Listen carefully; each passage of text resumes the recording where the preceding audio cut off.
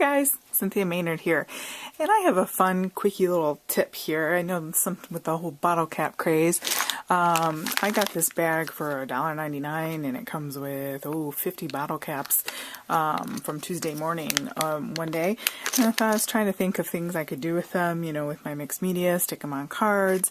And what happens is you know, for example, I made this bottle cap. It's just the same size it came in, and then I put if you use a 1-inch circle punch, it fits exactly in there. So I did that. I punched on some scrapbook paper, and then I punched out a tiny little gold foil butterfly, and I put it in there, and I coated it with a resin type of not the ice resin I usually use, but another jeweler's resin that already comes prepared, and I let that set overnight.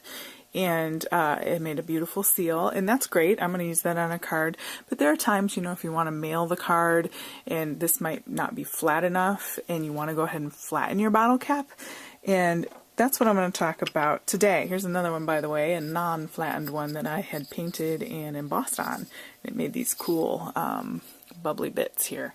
I don't know if you can see that. Oh, it's copper and golden teal, so it looks very sort of patinaed. But anyway, that's not flattened. So here's an example of the same bottle cap from the same bag that is flattened. I could easily fit on a card, and then you still have that beautiful rim. So I have a Big Shot here. It's just a normal Big Shot that I have. And it came with, of course, you have your 2 sandwich plates, the plastic plates. And then you have the multi-purpose platform. And I have found that the first time I did it, I made it too tight. It was too, I think I tried it on top of it just like this. And then I put the bottle, let me get a bottle cap out here real quick. That would be helpful. Multi-purpose platform, and I put the plastic on top of that, and the bottle cap, and then this.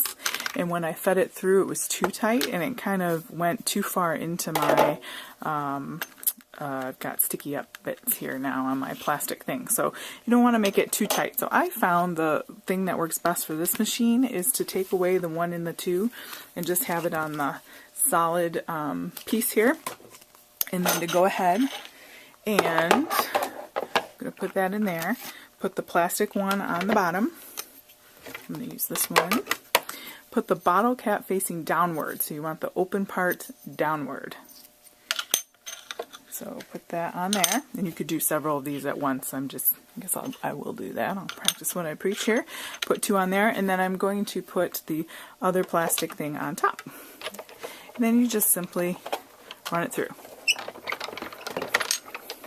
And I think that gives it just enough squish to still maintain a nice shape without being overly flattened, and it still has that bezel-like jewelry appearance that we can fill it with our squares. So I'm going to go ahead and show you with the 1-inch punch. We're just going to go ahead and take some paper. I don't know, I've got this Paper Studio from Hobby Lobby to stick out with my 1-inch punch. Said that like 15 times. It's Saturday. Alright, so now I just have a 1-inch circle, and I'm going to go ahead, and you can adhere using whatever kind of glue you want, and it fits nice and tidy in there. Now you could also put things on top of here. You could put some little seed beads or things, or something with dimension if you like. I love mixed media, so I will find ways to put things of different kinds of textures, or you could leave it just like that. You could stamp on this like a little high or something, or you could emboss in there, just really whatever you can think of. But it has that nice rim that almost looks like jewelry, and I really like that. By the way, you could make this jewelry by drilling a hole into that and putting a chain on it and wearing it. So anyway, so it makes the perfect thing, and I'll show you one thing I did with my flattened one. I was kind of testing something out. So this was one that, what did I put in here? I put 2 different kinds of glitter, and then I put the jeweler's resin type sticky gluey stuff on top. And it says that it doesn't dull, and it actually, I think it was Aleene's is the brand on that, A-L-E-E-N-E_S. And it didn't fog or anything, and it has this almost druzy effect. You can feel the texture of the glitter through there, which I like, where it's not just, you know, flat. And it dried really nicely within a little less than 24 hours. And then you can use that, you could still attach things to that, or you could use it just as is, you know, on your card that you make, and it can just add an element. You can put a few different colors, or you can do that and make little ties like a balloon, or I don't know, whatever floats your boat.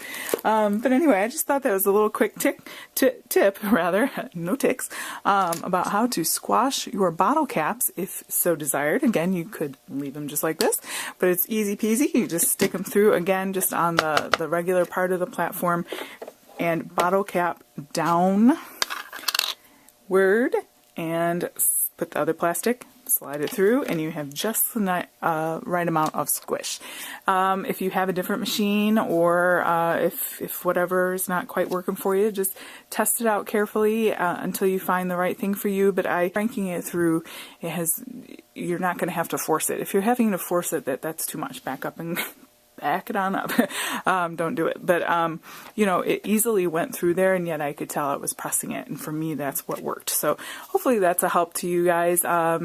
If that was, go ahead and give me a thumbs up and subscribe. There will be lots of bottle cap usage coming up in various forms, so don't want to miss out on that. Thanks so much and have a great day.